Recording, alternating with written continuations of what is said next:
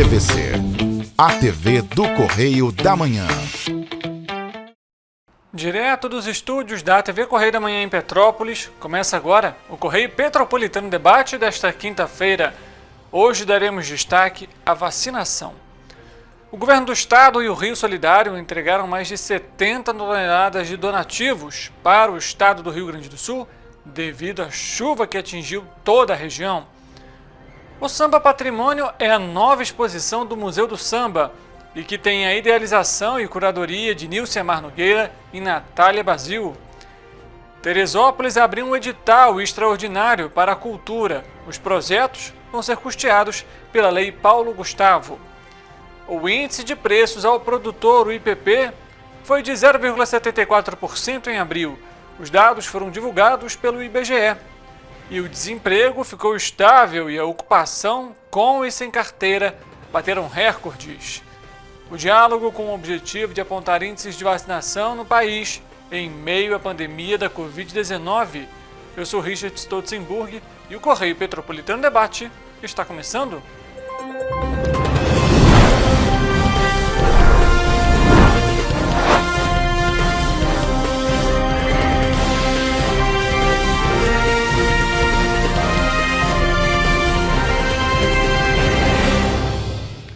Olá, uma ótima tarde para você que nos acompanha. Seja muito bem-vindo para mais uma edição do Correio Petropolitano Debate. Estamos aqui neste feriado trazendo informação para você que está nos acompanhando. Além disso, nas nossas redes sociais você também tem acesso à nossa programação, Facebook, YouTube, site e o nosso Instagram, onde você também acompanha o que mais importante acontece na nossa região de cobertura. Agradeço a sua presença, a sua audiência e a sua companhia aqui no Correio Petropolitano Debate, como sempre. Inclusive, oriente aí a sua família, amigos, vizinhos. O Correio Petropolitano Debate está começando mais cedo, a partir do meio-dia. A gente sabe que é um período de adaptação, que alguns ainda não estão acostumados, mas a gente sempre alerta aqui para você que está nos acompanhando, ter essa ciência e, é claro, ficar bem informado nesse momento, na hora do almoço. A Prefeitura de Teresópolis anunciou uma nova oportunidade de custeio de projetos e artistas e criadores locais por meio de valores remanescentes da Lei Paulo Gustavo. A nova chamada pública foi anunciada no Diário Oficial do município no dia 24 de maio. No segmento audiovisual, vão ser destinados R$ 53.110 para financiar 7 projetos nas modalidades de desenvolvimento de roteiros de longa-metragem, ou seja, que englobam aí documentários ou ficção, e roteiros amadores para a internet, que são os curtas, clipes musicais ou pocket shows, além de games e animação. Além disso, vão ser destinados R$ 176.880 em 33 propostas e que vão abranger artes cênicas, visuais, artesanato, cultura popular, dança, música, literatura, cultura urbana e manifestações culturais, como escolas de samba e atividades de carnaval. Os interessados em participar devem seguir as diretrizes estabelecidas pela Secretaria Municipal de Cultura e os projetos devem ser realizados dentro do município e garantir medidas de acessibilidade, e que inclui, por exemplo, materiais acessíveis para pessoas com deficiência. Também é necessário cumprir com todas as obrigações fiscais, previdenciárias, trabalhistas e comerciais relacionadas à equipe do projeto, além de obter as autorizações necessárias e cumprir as normas de segurança contra incêndio. Os recursos recebidos devem ser utilizados exclusivamente para os fins especificados no projeto. As inscrições estão abertas e seguem até às 6 horas da noite do dia 22 de junho. Para mais informações, os interessados podem entrar em contato com a Secretaria Municipal de Cultura pelo seguinte telefone: DDD 21 2742 3352 no ramal 243, ou pelo WhatsApp, também DDD 21 975139355, ou pelo e-mail festivais.cultura@teresópolis.rj.gov.br. A secretaria está localizada na rua Darcy Menezes de Aragão, número 30, na Várzea, e funciona de segunda a sexta-feira, de 9 da manhã até às 6 horas da noite. É uma ótima oportunidade para você que está nos acompanhando, que tem um projeto cultural de música, de teatro, para levar esse projeto adiante. Além disso, é claro, a gente lembra o prazo, dia 22, não esqueça de participar. A Secretaria Municipal de Saúde de Teresópolis, ainda falando da cidade, divulgou o resultado do exame microbiológico da qualidade da água e que foi realizado nessa última segunda-feira em 13 fontes da cidade. Pelas amostras coletadas e analisadas pelo Laboratório Bacteriológico de Análise da Água para o Consumo Humano da Secretaria Municipal de Saúde, as fontes Amélia, Brahma, Taumaturgo e Tijuca estão impróprias para o consumo. Como a água pode sofrer variações de potabilidade devido às alterações climáticas e do ambiente do entorno onde as fontes se localizam, os usuários são orientados sempre a ferver ou filtrar e clorar a água antes de ser consumida. Sendo assim, após a filtração, devem ser adicionadas 2 gotas de hipoclorito de sódio a 2,5% para cada litro d'água. Depois é necessário esperar 30 minutos antes de utilizá-la. O procedimento atende à Portaria 888 do Ministério da Saúde, que dispõe sobre os procedimentos de controle e de vigilância da qualidade da água para consumo humano e o seu padrão de potabilidade. O monitoramento microbiológico das fontes da água de Teresópolis é feito por uma equipe do programa Vigiágua, setor ligado à Divisão de Vigilância Ambiental da Secretaria de Saúde, e que também atende a uma determinação do Ministério da Saúde, a fim de garantir que a água consumida pela população atenda ao padrão e normas estabelecidas na legislação vigente. As fontes impróprias para consumo são Fonte Amélia, Brahma, Taumaturgo e Tijuca. Nesta quinta-feira, dia 30, o entorno da Praça São Sebastião está fechado, viu? Para que os fiéis da Igreja Católica confeccionem os tapetes artesanais em Três Rios. O entorno da Praça São Sebastião, então, foi fechado e para essa tradicional festa que acontece não só em Três Rios, mas aqui em Petrópolis também. Além da missa e da procissão, em celebração ao Corpus Christi. A celebração vai reunir as 4 paróquias da cidade a partir das 6 horas da manhã, né? Isso já começou hoje de manhã, e que é esse processo para confecção dos tapetes artesanais. E de acordo com a Coordenadoria de Trânsito da Secretaria de Ordem Pública e Políticas de Segurança, o fluxo de veículos da Rua Prefeito Walter Franklin foi invertido, da Rua Presidente Vargas até a Rua Doutor Valmir Peçanha. Também foi invertido o sentido do fluxo do trânsito da Rua Bandeira e Marechal Deodoro, da Rua Padre Conrado até a Rua Duque de Caxias nesse sentido. Já as ruas Gomes Porto foi invertida da Rua Barão do Rio Branco até a Praça São Sebastião. E 14 de dezembro, da Praça São Sebastião até a Rua Duque de Caxias. E também da Rua Prefeito Joaquim José Ferreira até da Rua Mariano Procópio até a Praça São Sebastião, e que vão estar aí, então, com o sentido duplo. Para acessar, por exemplo, o Hospital das Clínicas Nossa Senhora da Conceição, os veículos de emergência vão acessar as ruas Antônio Carlos, Rua da Maçonaria, 15 de novembro, Viaduto Antônio Teixeira Pinto e também Avenida Rui Barbosa. A missa vai ser realizada na Igreja Matriz de São Sebastião às 5 horas da tarde, seguido da procissão. Então, você que está nos acompanhando, vai passar pelo centro de Três Rios, essas intervenções,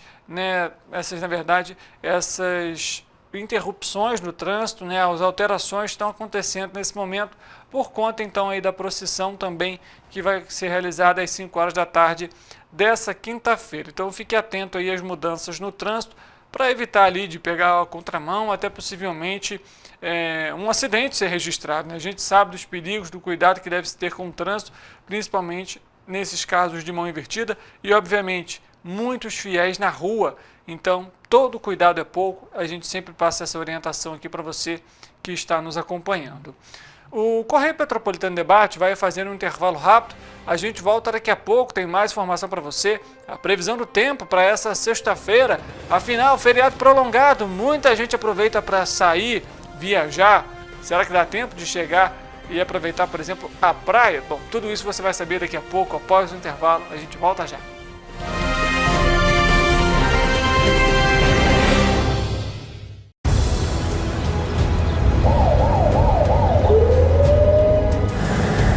O governo do estado do Rio já investiu mais de 8 bilhões na saúde. E se eu dissesse que esse é o maior investimento na saúde já feito em toda a história do Rio? Eu diria que melhorou, mas eu quero mais. Depois de 3 anos parados, os mamógrafos móveis estão de volta. Pra gente cuidar melhor das mães e dos bebês. O governo do estado também está investindo na saúde especializada. Porque se o problema é complicado, mais atenção ele precisa. Melhorou, mas para a saúde a gente sempre quer mais. O importante é que a saúde esteja mais perto das pessoas. Por isso, todas as regiões do Rio recebem a mesma atenção. Melhorou, mas eu ainda quero mais. O governo do Rio de Janeiro também quer. Então pode ter certeza, o trabalho e os investimentos vão continuar. Governo do Estado do Rio de Janeiro. Um bom jornal tem que ser direto, tem que ser direito. Não ser de esquerda ou de direita, mas direito. É ter coragem de informar a verdade e não impor a sua verdade. É respeitar a inteligência do leitor e vontade do eleitor. Correio da Manhã, um jornal que há 122 anos tem a coragem de ser direto e direito. Em uma banca perto de você. Enquanto você imagina que poderia rolar desconto na conta de luz, a Alerj faz. As leis que você precisa, a Alerj faz. Baixe o aplicativo da Alerj e conheça seus direitos. Para ter mais qualidade de vida, conte com a maior rede de academias de Petrópolis. Aqui na Corper, com uma mensalidade, você utiliza todas as unidades: Centro, Bingen, Itamaraty e Itaipava. Com planos a partir de R$ 89,00, e a academia oferece ambientes modernos para você cuidar da sua saúde com segurança.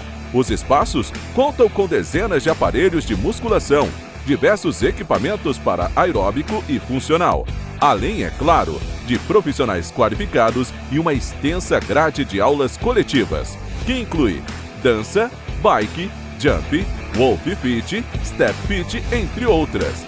Nossas estruturas são equipadas com salas de musculação e aulas coletivas, salas de avaliação física e nutricional, vestiários e estacionamentos amplos. Venha nos fazer uma visita e surpreenda-se! A Unifase, há mais de 50 anos, forma profissionais de excelência na área da saúde. E agora dá um passo além, o ensino técnico.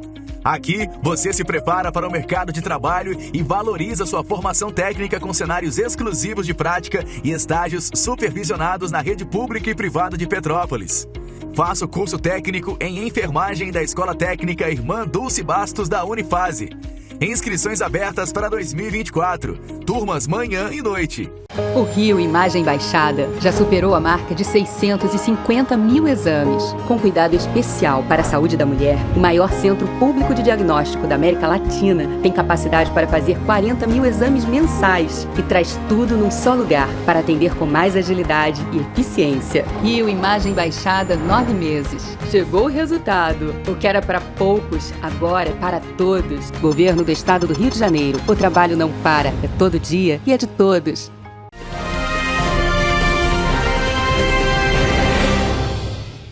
Correio Petropolitano Debate de volta. A gente traz agora, claro, a previsão do tempo com o nosso repórter, o Eric Portela.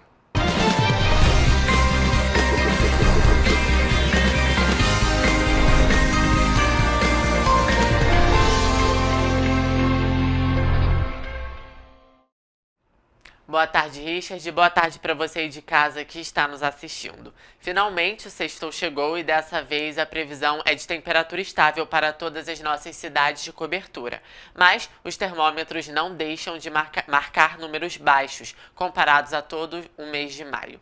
Olhando aqui para o nosso telão, vocês conseguem reparar que em Nova Friburgo o dia será de sol entre nuvens e baixa temperatura, variando entre mínima de 9 e máxima de 23 graus. Em Teresópolis, a sexta-feira também será marcada pela baixa temperatura e o acúmulo de nuvens no céu. Não chove na cidade e os termômetros vão marcar mínima de 9 e máxima de 22 graus. Em Petrópolis, vocês podem acompanhar que a temperatura é similar aos outros municípios. O dia será de muitas nuvens no céu, ventos fracos e não há probabilidade de chuva. Os termômetros devem marcar mínima de 10 e máxima de 24 graus. Em Paraíba do Sul, a temperatura se mantém estável, variando entre mínima de 11 e máxima de 26 graus. Não chove durante o dia nem à noite e a intensidade dos ventos deve se manter fraca. Em Pati do Alferes, a sexta-feira também será de temperatura estável e sem possibilidade de chuva. O dia deve amanhecer nublado e a grande quantidade de nuvens no céu deve prevalecer até o período da noite. Os termômetros da região vão variar entre mínima de 12 e máxima de 25 graus. Para finalizar, em Três Rios a previsão é similar. Sol entre nuvens, ventos fracos e temperatura estável, variando entre mínima de 12 e máxima de 27 graus, como vocês podem acompanhar. É isso, a previsão para esta sexta-feira não é de chuva, agora basta saber como que fica para o fim de semana. Até amanhã, Richard. Obrigado pelas informações, Eric. Agora você já sabe, né? Tem como planejar aí, inclusive, se dá ou não para aproveitar esse fim de semana na região litorânea ou procurar de fato uma região serrana, por exemplo, como Petrópolis, para tomar um vinho. A gente comentou inclusive aqui no Correio Petropolitano Debate dessa última quarta-feira sobre o Serra Wine Week, que já foi iniciado aqui em Petrópolis. Então, degustar um vinho com a esposa, com o marido, com o namorado. O Dia dos Namorados também está chegando, a gente lembra, dia 12 de junho. Então, é aquele momento adequado também para aproveitar essas regiões. A alta temporada começando inclusive aqui em Petrópolis, né? No trimestre móvel encerrado em abril de 2024, a taxa de desocupação ficou em 7,5%, ou seja, sem variação estatisticamente significativa, frente ao trimestre que foi encerrado em janeiro desse ano, quando o percentual estava em 7,6% e abaixo dos 8,5% registrados no mesmo trimestre móvel de 2023. Foi o que mostrou a Pesquisa Nacional por Amostra de Domicílios Contínua, a PNAD Contínua, que foi divulgada pelo IBGE. A população desocupada, isso é, aqueles que não trabalharam e não estavam em busca de ocupação, ficou em 8,2 milhões, sem variação significativa na comparação trimestral, mas com redução de 9,7% quando comparado ao mesmo trimestre móvel de 2023. A PNAD contínua também mostra que a população ocupada chegou a 100 milhões e 800 mil pessoas. Mesmo sem variação significativa no trimestre, esse contingente cresceu 2,8% na comparação anual, o que equivale a mais de 2 milhões e 800 mil postos de trabalho quando comparado ao trimestre móvel de 2023. Com isso, o número de trabalhadores com carteira assinada chegou a 38.188.000, um recorde na série histórica da pesquisa iniciada em 2012. Da mesma forma, o contingente de trabalhadores sem carteira assinada também foi recorde, chegando a 13 milhões e meio de pessoas. O rendimento médio real das pessoas ocupadas no trimestre encerrado em abril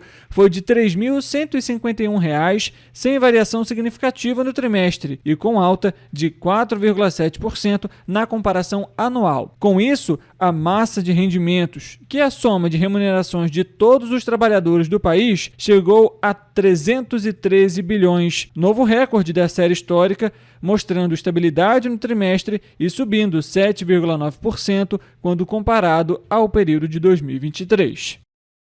A gente acompanhando aí, né, por um lado, há destaques positivos, mas também negativos. E por isso a gente sempre ressalta aqui no Correio Petropolitano Debate a necessidade de capacitação e busca por novas ferramentas, novas habilidades, porque são um diferencial para conseguir ingressar no mercado de trabalho. É claro que não é, né, obrigatoriamente a pessoa tem que ser obrigada a ser contratada, mas muitos optam ali, por exemplo, pelo empreendedorismo, querem ter seu próprio negócio, a sua empresa, fazer, né, a empresa crescer, enfim, gerar novas oportunidades. Mas a gente sabe que muitos também estão aí à procura de uma oportunidade no mercado de trabalho. E é claro que a capacitação se faz fundamental para conseguir um destaque durante os processos seletivos. Olha só, ninguém acertou as 6 dezenas do concurso 2.730, viu, da Mega Sena. E o prêmio principal acumulou para R$ 80 milhões. O sorteio foi realizado na última terça-feira no Espaço da Sorte em São Paulo. Os números sorteados foram 7, 24, 29, 41, 46 e 60.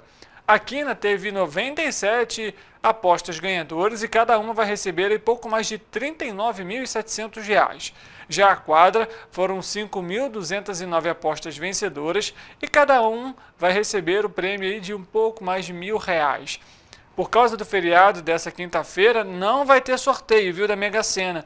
O concurso 2731 será realizado somente no próximo sábado, dia 1º. As apostas, a gente lembra para você, podem ser realizadas até às 7 horas da noite, pelo horário de Brasília, no dia do sorteio, nas casas lotéricas credenciadas pela Caixa em todo o país ou pela internet.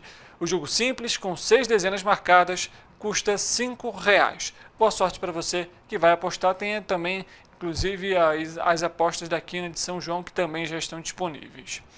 Trazendo ainda índices em relação à economia, em abril de 2024, os preços da indústria variaram 0,74%, quando comparado ao mês de março.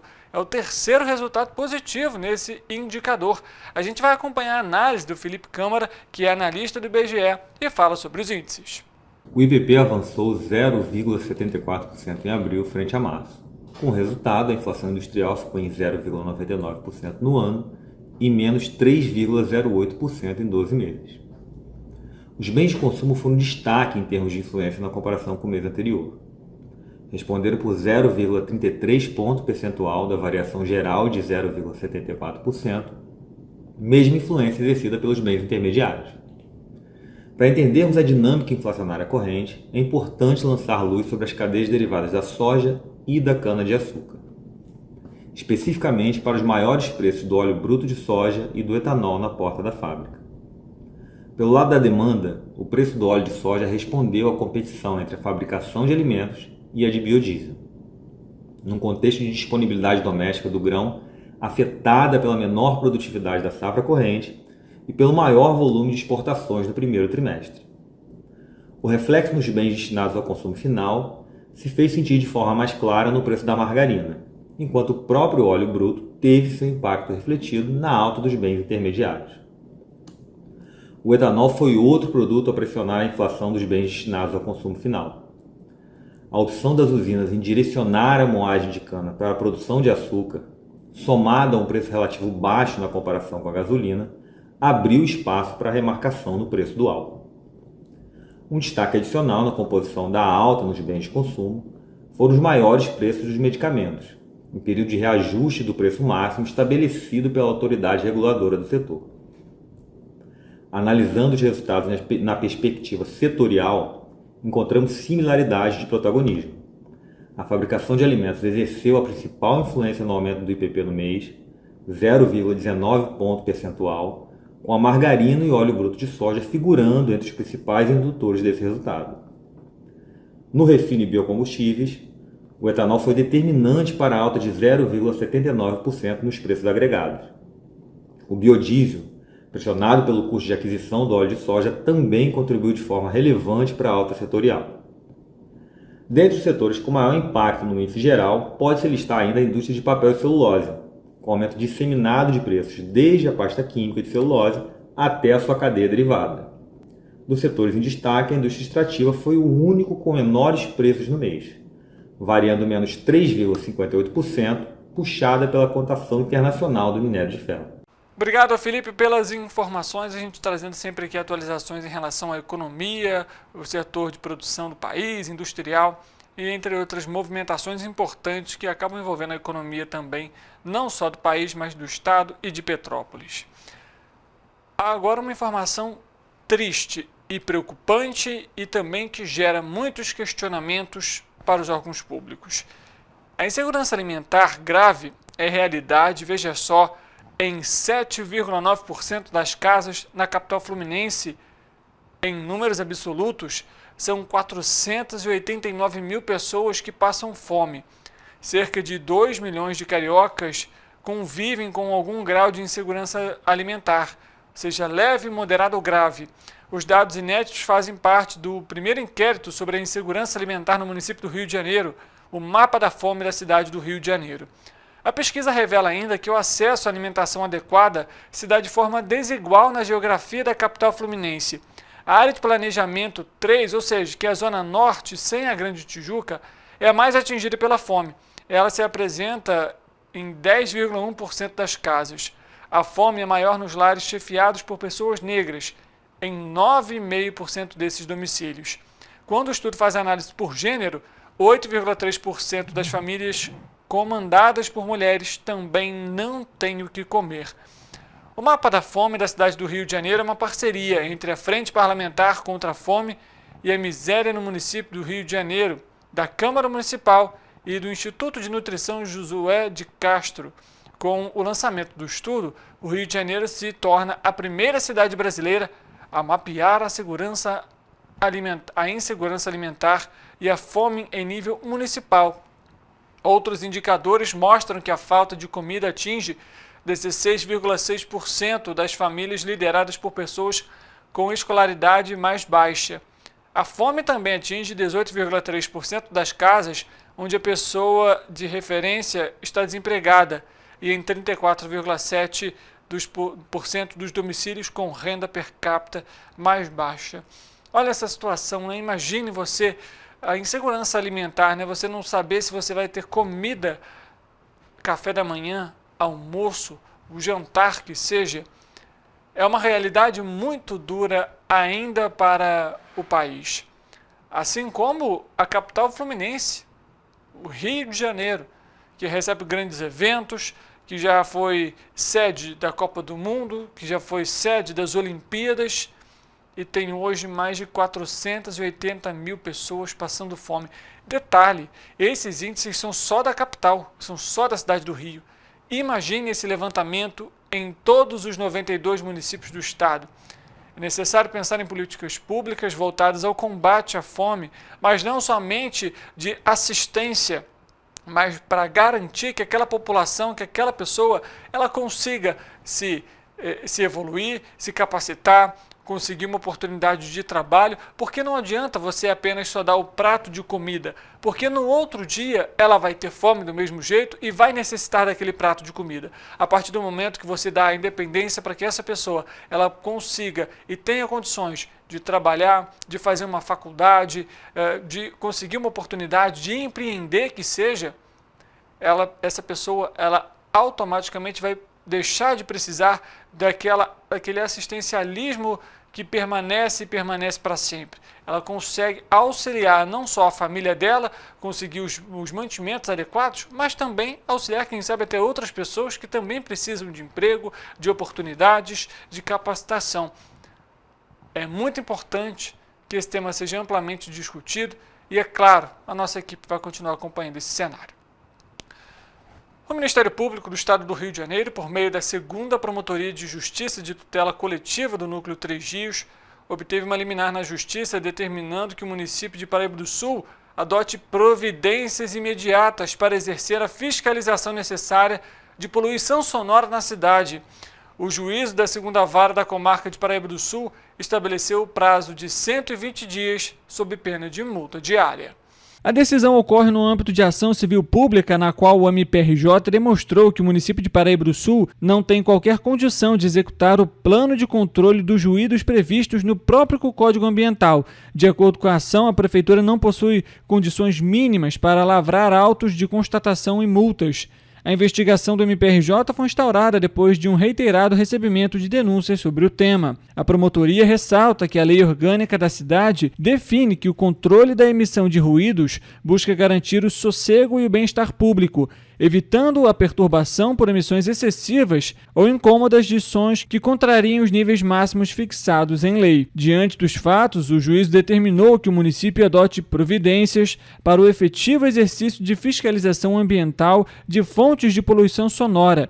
De acordo com a decisão, a cidade deve dispor de fiscais ambientais em efetivo exercício e devidamente capacitados para tal, decibelímetros devidamente certificados e calibrados pelo Inmetro, entre outras medidas. Quando a gente fala sobre isso, a gente vê não só em Paraíba do Sul, mas em Petrópolis, por exemplo, diversas motos com, por exemplo, encanamento adulterado, o nível de decibéis muito acima do normal, muito acima do que é o determinado pelo Código de Trânsito Brasileiro, e nenhuma fiscalização também está sendo feita. Na verdade, algumas são feitas, mas não o suficiente para, de fato, solucionar esse problema. Não só em Paraíba do Sul, é preciso também ampliar ainda mais essas fiscalizações. A terceira edição do Panorama de Síndrome Respiratória Aguda Grave e Vírus Respiratório, o Panorama SRAG, foi divulgado pela Secretaria de Estado de Saúde e destaca que o número de casos por síndrome respiratória aguda grave não causadas por Covid-19 segue em alta.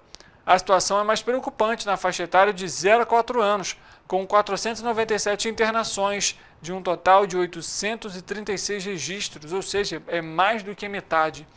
A análise estima que o número de casos para o período esperado pode ser ultrapassado, indicando a crescente, e o Panorama analisou as semanas epidemiológicas 18, 19 e 20, que correspondem ao período do dia 28 de abril a 18 de maio.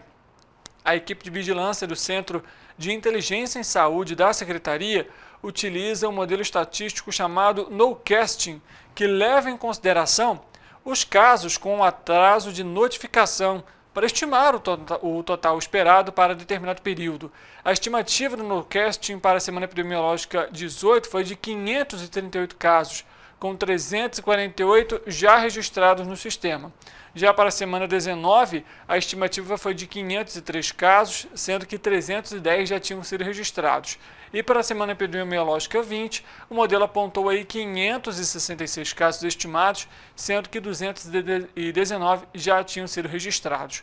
O Panorama também analisa os tipos de vírus que predominam nas diversas faixas etárias dos pacientes internados e as solicitações de leitos feitas por meio do Sistema Estadual de Regulação. As crianças com idade até 4 anos continuam como a faixa etária com maior número de internações. Nessa faixa, os principais agentes infecciosos são o vírus sincicial respiratório, VSR, como também é conhecido, que é um dos causadores da bronquiolite, e o rinovírus. As solicitações de leitos para este público permanecem em alta, passando de 304 na semana epidemiológica 17 para 292 na 18, 250 na 19 e 254 na 20. O percentual de internações pela síndrome respiratória aguda grave na faixa etária de 80 anos ou mais permaneceu estável, com o vírus da influenza do tipo A e o rinovírus se mantendo aí como os principais causadores.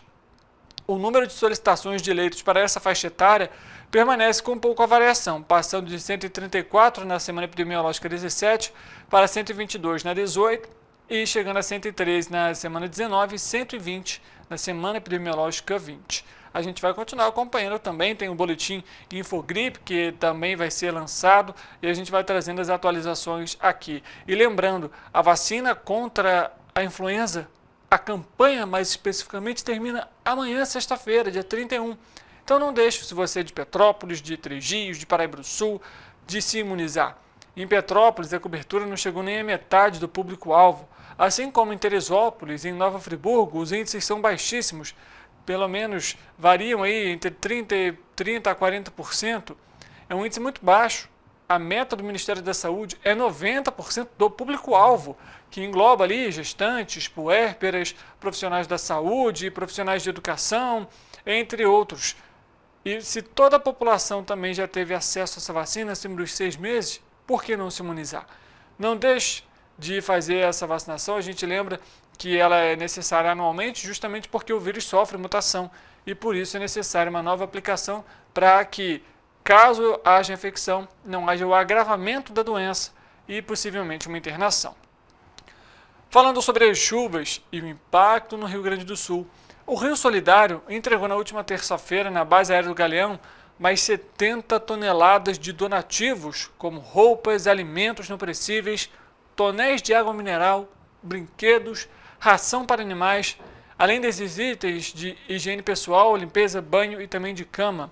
A organização sem fins lucrativos finalizou a primeira etapa das atividades promovidas para ajudar os moradores do Rio Grande do Sul, que tiveram início no dia 16 de maio. A gente vai acompanhar a fala da Aline Castro, ela que é a primeira-dama, né, ou seja, esposa do governador Cláudio Castro, que também tem apoiado aí essa campanha. Vamos acompanhar.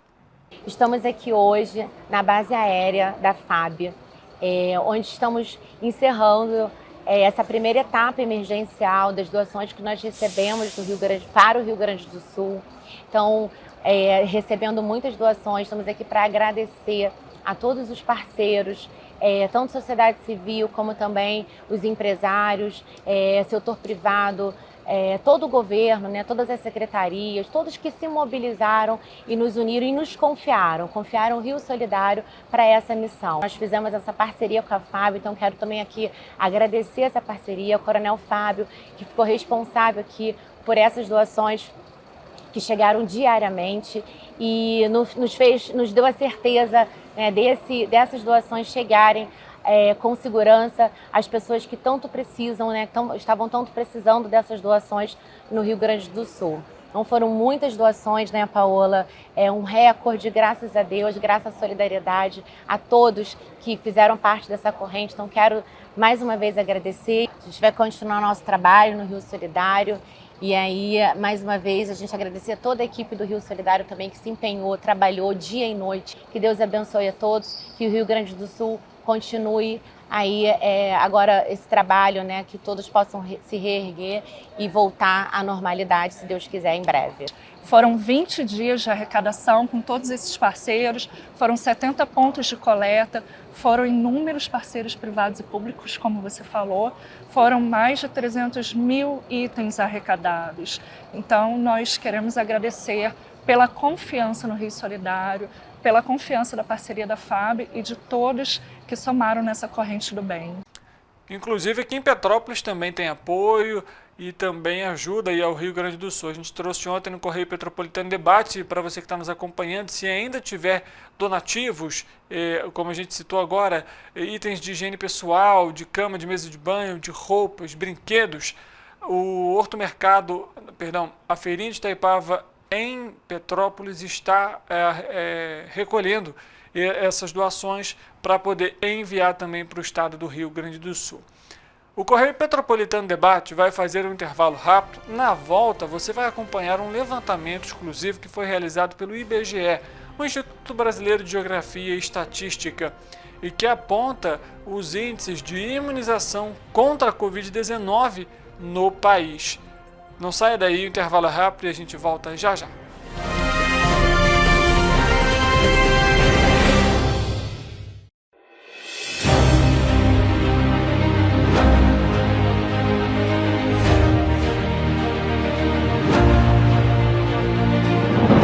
Não é jornalismo de direita, é jornalismo direito. Correio Petropolitano.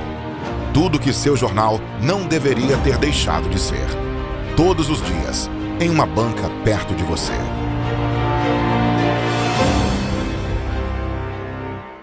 A Unifase, há mais de 50 anos, forma profissionais de excelência na área da saúde.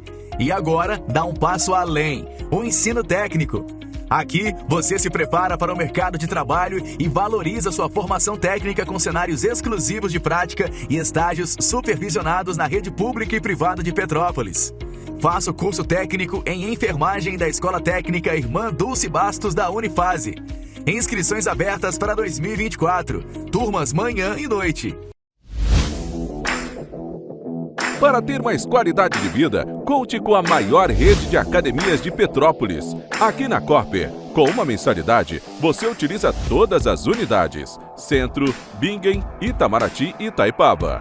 Com planos a partir de R$ 89,00, e a academia oferece ambientes modernos para você cuidar da sua saúde com segurança. Os espaços contam com dezenas de aparelhos de musculação, diversos equipamentos para aeróbico e funcional, além, é claro, de profissionais qualificados e uma extensa grade de aulas coletivas, que inclui dança, bike, jump, wolf fit, step fit, entre outras. Nossas estruturas são equipadas com salas de musculação e aulas coletivas, salas de avaliação física e nutricional, vestiários e estacionamentos amplos.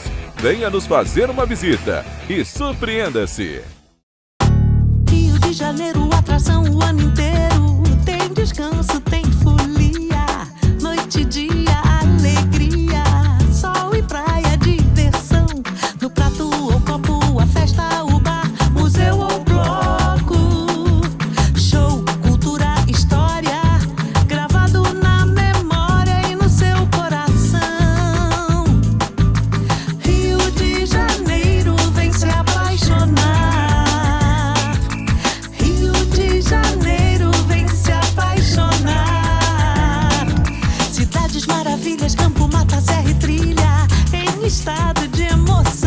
Tem o Rio de Janeiro, que você já ama, e o Rio, que ainda vai conquistar você. Apaixone-se pelo Rio. Rio de Janeiro, vem se apaixonar. Rio de Janeiro, vem se apaixonar. Governo do Estado do Rio de Janeiro.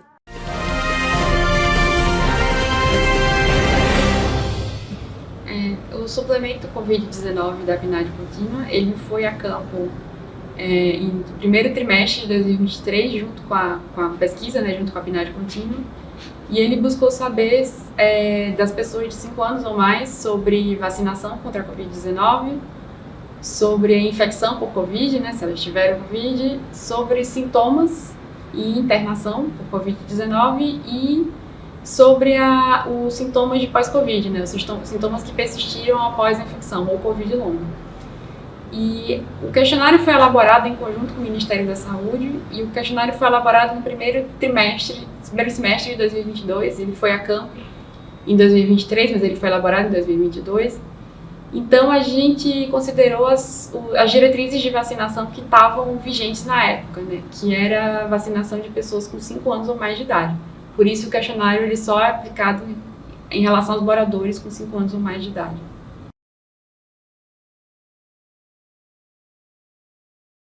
A pesquisa mostrou que 93,9% das pessoas com 5 anos ou mais tinham tomado pelo menos uma dose da vacina contra a Covid-19. E esse percentual foi maior entre as mulheres do que entre os homens e maior entre as pessoas que moram em áreas urbanas do que entre as pessoas que moram em áreas rurais. E foi maior para pessoas com 18 anos ou mais do que para pessoas com 5 a 17 anos. O Ministério da Saúde considera que para uma pessoa estar com a proteção minimamente eficaz contra a Covid, ela precisa ter tomado pelo menos 2 doses da vacina, que seria o que eles chamam de esquema primário completo. Entre as pessoas de 5 anos ou mais, 88,2% estavam pelo menos com o esquema primário completo, ou seja, elas tinham tomado 2 doses da vacina ou mais doses. Entre as pessoas com 5 a 17 anos, que são crianças e adolescentes, esse percentual era de 71,2%, bem menor. E entre os adultos com 18 anos ou mais era de 92,3%. As pessoas que não tomaram vacina, entre as pessoas com 5 anos ou mais, correspondiam a 5,6%. Esse percentual era maior entre os homens do que entre as mulheres. E era maior entre as crianças e adolescentes, né, de 5 a 17 anos, era de 14,8%. E entre as pessoas com 18 anos ou mais era de 3,4%. A gente perguntou também para as pessoas que não tinham vacinado qual foi o principal motivo que levou elas a não vacinarem. Lembrando que para crianças e adolescentes isso podia ser motivo dos pais ou responsáveis. E o motivo mais citado foi o medo de reação adversa da vacina. Tem uma diferença entre crianças e adolescentes e entre adultos. Para crianças e adolescentes, 5 a 17 anos, o motivo mais comum é medo de reação adversa, enquanto para pessoas de 18 anos ou mais, o motivo mais citado foi não confia, não acredita na vacina. Pessoas que tinham se vacinado, com pelo menos uma dose da vacina, a gente perguntou se elas tomaram todas as doses recomendadas para elas até aquele momento, até a data da entrevista. E dessas pessoas, 58,6% disseram que tinham tomado todas as doses recomendadas. E entre as pessoas que não tomaram, para as pessoas que não tomaram todas as doses recomendadas, a gente perguntou qual foi o principal motivo para ela não ter, sabendo que ela não tomou todas as doses, para ela não ter procurado todas as doses da vacina. E o motivo mais frequentemente citado foi esquecimento ou falta de tempo. E o segundo motivo mais frequente foi não acha necessário. Considerando esses 2 motivos, esquecimento ou falta de tempo não acha necessário, e isso equivale a mais de 50% das pessoas que abandonaram o esquema vacinal antes de completar.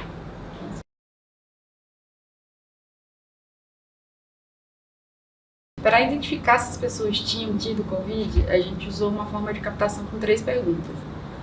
A primeira pergunta foi se a pessoa tinha tido teste positivo para Covid-19.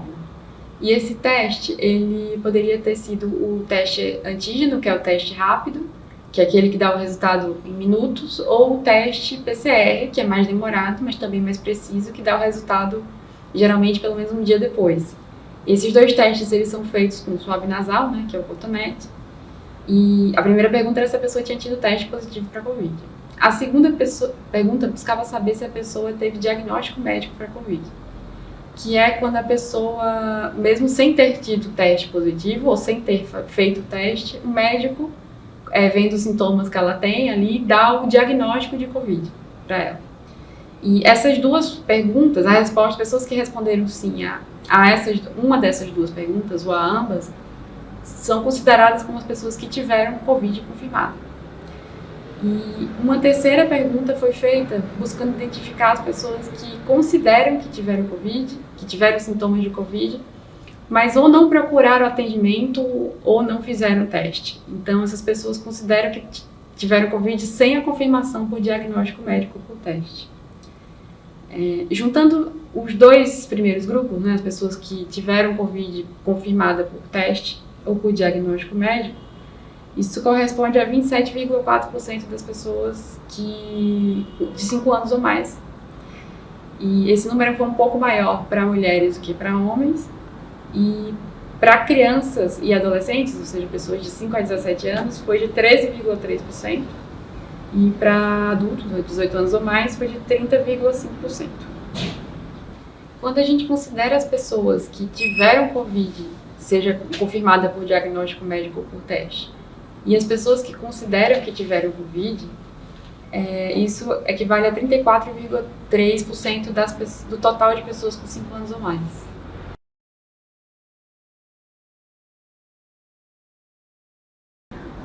Para cada pessoa que considera que teve Covid ou teve Covid confirmada por teste ou por diagnóstico médico, a gente perguntou se ela precisou ser internada por causa da Covid e também quantas doses de vacina ela tinha tomado até o momento da doença. Porque o objetivo da vacinação contra a Covid-19 é a redução dos casos graves e dos óbitos. Entre as pessoas que consideram que tiveram Covid, 4,2% foram internadas. Entre as pessoas que não tinham tomado nenhuma dose da vacina até o momento que elas tiveram Covid, esse percentual foi de 5,1%. E entre as pessoas que tinham tomado 2 ou mais doses da vacina, ou seja, que estavam pelo menos com o esquema primário da vacinação completo, esse percentual foi de 2,5%. Para as pessoas que tiveram Covid confirmada por diagnóstico médico ou por teste e que consideram que tiveram Covid, a gente perguntou sobre os sintomas que persistiram após 30 dias da doença ou que surgiram após esse período. Esses sintomas, eles são chamados de sintomas pós-Covid. É uma das consequências da pandemia de Covid-19 que o Ministério da Saúde tem prestado atenção. E a pessoa, para responder, primeiro a gente fazia essa pergunta se ela teve esses sintomas ou não. E ela, para responder, ela não precisava ter confirmação de que esses sintomas tinham relação com a Covid-19, era com base na percepção que ela tinha. E o resultado foi que 23% das pessoas que consideram que tiveram Covid, tiveram esses sintomas persistentes além de 30 dias da doença. O sintoma mais comum citado foi cansaço ou fadiga. E o segundo mais citado foi perda ou mudança no olfato e no paladar. E o terceiro mais citado foram dores no corpo, dor muscular ou dor nos ossos.